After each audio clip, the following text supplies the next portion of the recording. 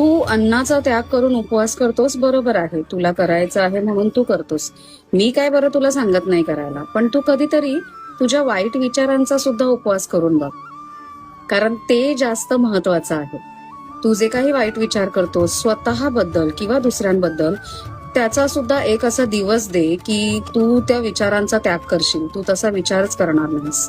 आणि हे तितकंच म्हणजे खरं आहे मंडळी. आपण जेव्हा वाईट विचार करतो ते दुसऱ्याबद्दल असो किंवा स्वतःबद्दलही करूच नये, कारण स्वामी असं म्हणतात की मी तुझी प्रत्येक इच्छा पूर्ण करायला किंवा तुझ्याकडे सगळ्या गोष्टी आणण्यासाठी खूप धडपड करतोय, पण तुझे हे जे विचार आहेत ना, हे सगळं त्या गोष्टींना कुठेतरी अडथळा घालतायत, कुठेतरी त्या गोष्टींना थांबवतायत.